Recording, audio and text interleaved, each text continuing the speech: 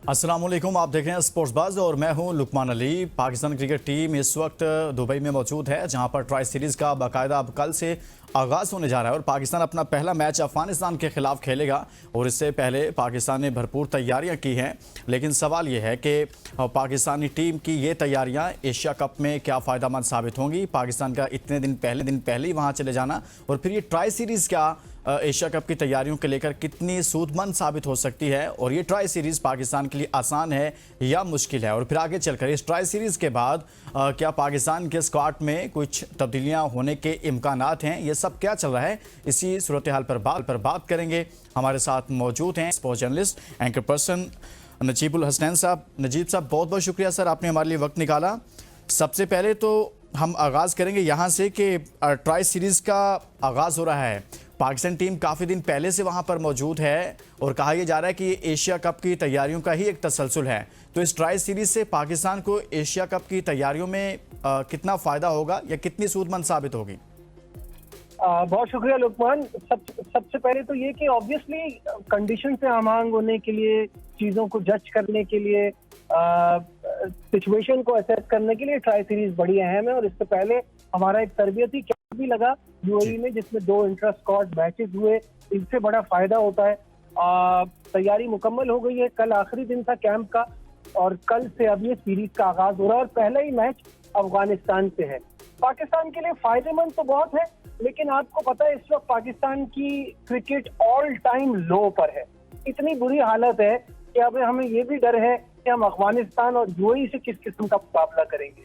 तो ये अभी एक्चुअली एक परेशानी की बात है। पहले यहाँ जितना इस सीरीज से फायदा है, अगर कहीं यहाँ हम बुरा खेल गए तो एक मोमेंटम इतना खराब हो जाएगा एशिया कप में एंटर होते। तो आप ये समझ रहे हैं कि ये सीरीज इतनी आसान नहीं है पाकिस्तान के लिए, मुश्किल सीरीज है सर? आपने अफगानिस्तान का अगर स्क्वाड देखा हो तो जो स्पिनर्स उनके पास हैं, जिस तरह की फास्ट बॉलिंग उनके पास है, बैटिंग मॉडर्न डे क्रिकेट को बहुत सूट करती है। मैं पहले भी एक जगह कह चुका हूं कि T20 क्रिकेट में अब इस रीजन की दूसरी टीम अफगानिस्तान बन गई है इंडिया के बाद। तो पाकिस्तान को बहुत ही एक्स्ट्रा ऑर्डिनरी गेम खेलना होगा। आसान नहीं होगा अफगानिस्तान से यहाँ जीतना, क्योंकि यहाँ वो आपको एक सीरीज भी हरा चुके हैं। तो this is not going to be easy. और फिर पाकिस्तान क्रिकेट में अपने बड़े मसले मसाइल चल रहे हैं, तो जिसकी वजह से ये कहना कि हम, क्योंकि दोनों टीमें कमजोर हरीफ हैं तो हम आसानी से जीत जाएंगे, ये प्रैक्टिकल बात नहीं है। बहुत मुश्किल होगा पाकिस्तान को ट्राई सीरीज में कामयाबी हासिल करना। चलें नजीब भाई, आपने बात की अफगानिस्तान के स्क्वाड की, पाकिस्तान को लेकर या ट्राई सीरीज को लेकर, तो आप कह रहे हैं कि इतना आसान नहीं है पाकिस्तान के लिए अफगानिस्तान को शिकस्त देना। जिस तरह का स्क्वाड सामने आया, तो मजमूई तौर पर अगर उनके स्क्वाड पर बात की जाए, पाकिस्तान का स्क्वाड एशिया कप का, फिर इंडिया का स्क्वाड, मजमूई तौर पर जितनी भी टीमें एशिया कप में, उन सबको देखते हुए अफगानिस्तान के आज का जो स्क्वाड का ऐलान किया गया है, जिसमें राशिद खान उनकी क़यादत कर रहे हैं, कैसा स्क्वाड है सर? बहुत बेहतरीन स्क्वाड है। मैंने आपसे कहा ना कि उनके पास जो स्पिनर्स के ऑप्शन है बहुत ही शानदार है। राशिद खुद एक वर्ल्ड क्लास स्पिनर है, गजनफर बहुत यूनिक साबित होंगे, फिर उनके ऑलराउंडर्स बड़े जबरदस्त हैं। बहुत तगड़ा यूनिट है। इनके ऊपर आपने प्रेशर डालना होगा। अगर आपने इन पे प्रेशर नहीं डाला तो ये बहुत स्ट्रांग आएंगे। सही है। अच्छा, आप ये समझ रहे हैं कि ट्राई सीरीज के बाद कुछ तब्दीलियां मुतवक्के हैं, कोई इम्कानात हैं पाकिस्तान के स्क्वाड में? क्या चल रहा है सर?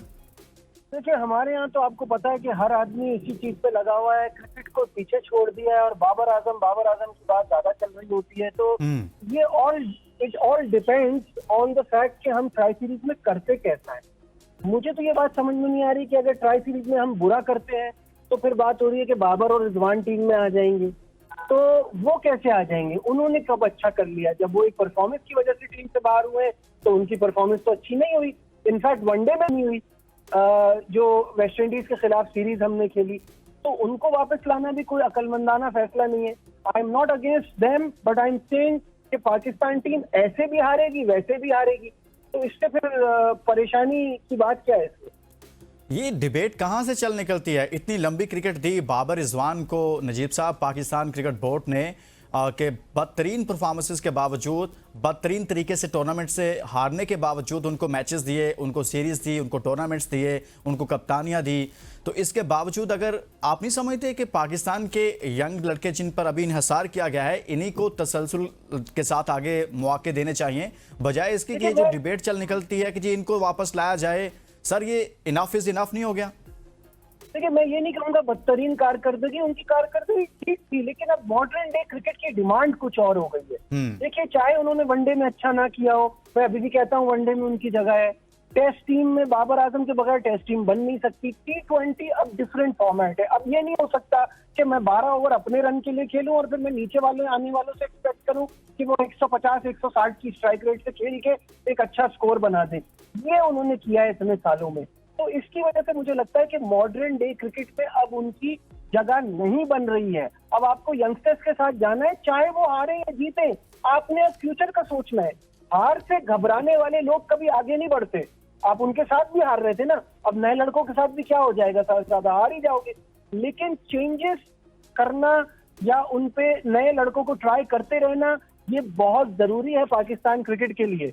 और जहां तक आपने इनकी बात की है कि इनके साथ, देखिए अब वो जो इनफ इज इनफ वाली बात है वो तो हो गया है। इनको प्रमोट कर रही है पीआर कंपनी। ये कंपनीज पीछे लगी हुई हैं जो बार बार ये नाम बीच में फ्लोट कराती हैं कि इनके साथ ज्यादती हो गई, और फिर सेलेक्टिव स्टैट्स दिखा रहे हैं। ये नहीं दिखा रहे कि जिन टीमों के खिलाफ खेले हैं उनमें कितने मेन प्लेयर्स थे। कमजोर टीमों के खिलाफ या बड़ी टीमों की, बी और सी टीमों के खिलाफ तो इनके रन्स हैं। अगर इनकी परफॉर्मेंस अच्छी होती तो आईसीसी इवेंट्स में होती ना, जहां सबकी बेस्ट स्क्वाड्स खेलती हैं, तो वहां तो इनकी परफॉर्मेंस नहीं हो रही है। तो ये प्रॉब्लम है जिसको आइडेंटिफाई करना होगा और यंगस्टर्स पर भरोसा कर कर। और यंगस्टर्स का मतलब ये नहीं होता कि आपने दो परफॉर्मेंस से उठा के आप ले आए। यंगस्टर्स का मतलब होता है डिजर्विंग टैलेंट को मौका देना। सही। नजीबुल हसनैन साहब हमारे साथ मौजूद हैं और कर रहे हैं ट्राई सीरीज के हवाले से। एक ब्रेक लेते हैं, ब्रेक के बाद वापस आते हैं तो इसी पर मजीद बात करते हैं। Stay with us.